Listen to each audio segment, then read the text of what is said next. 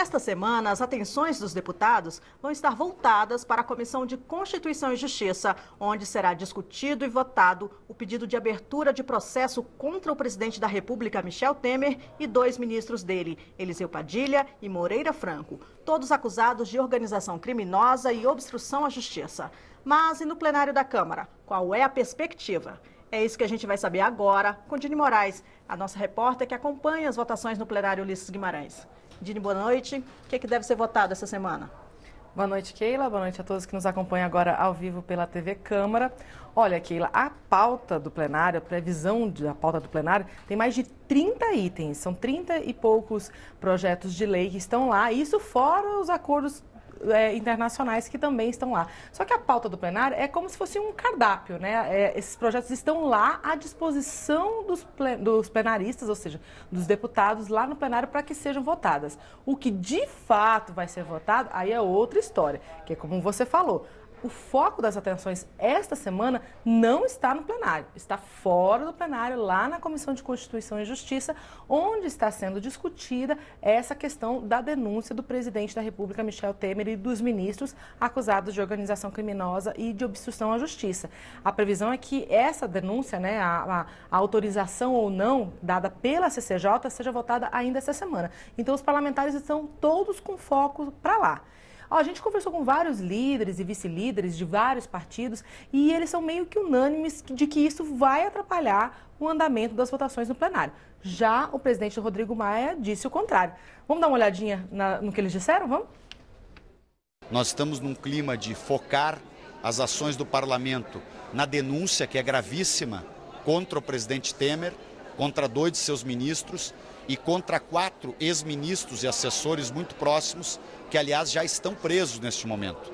Falo aqui de Eduardo Cunha, de Henrique Alves, de Gedel Vieira Lima e Rodrigo Rocha Loures. Nada relevante, porque agora todas as atenções serão dadas para a CCJ, da qual eu também faço parte, onde nós vamos iniciar a discussão e votação do relatório do relator com relação à denúncia do presidente Michel Temer, e na semana seguinte nós já estaremos votando em plenário. Então eu acredito que essas 2 próximas semanas serão utilizadas para a gente aprovar esse processo na CCJ e depois em plenário, e aí concluir com essa segunda denúncia. Em determinados momentos, é claro que a gente pode abrir mão da ordem do dia na Câmara, até porque a urgência tem uma preferência natural, porque a gente não pode ficar aguardando a vida inteira a votação de uma denúncia contra o presidente da República.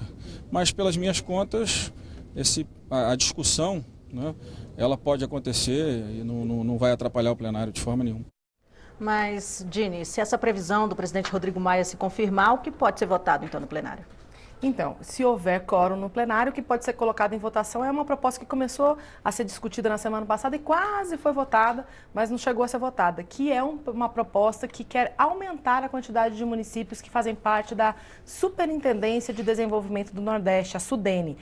Na prática, a SUDENE já tem mais de 1000 municípios, atende todos os estados do Nordeste e alguns municípios já de Minas Gerais e do Espírito Santo também.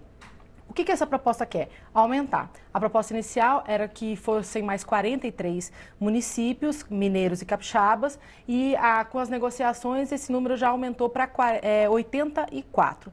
Mas qual é a vantagem de fazer parte da SUDENE, né, da área de abrangência da SUDENE? É que os municípios que fazem parte aí dessa área de abrangência, as empresas podem, por exemplo, conseguir benefícios fiscais. E aí, entre eles, o desconto de 75% no imposto de renda da empresa. Ou pode ter acesso a algumas linhas de crédito que têm juros menores, podem ter acesso ao dinheiro do Fundo de Desenvolvimento do Nordeste. Enfim, tem umas vantagens e por isso está toda essa briga, em especial dos municípios do leste mineiro e também naquela região ali de Mariana, que sofreu com aquele desastre ambiental, né, do rompimento da barragem lá em Mariana, que querem entrar para também poderem ter acesso a esses benefícios fiscais. Quem é a favor diz isso, que na verdade esses municípios eles estão sendo injustiçados porque têm as mesmas características dos municípios que já fazem parte da SUDENE, só que eles estão de fora. Já quem é contra diz o seguinte, olha, isso são mais municípios entrando para a mesma quantidade de dinheiro, porque o dinheiro não vai aumentar, e acaba que isso pode deixar de fora, vai tirar dinheiro de municípios que realmente precisam lá do Nordeste, né?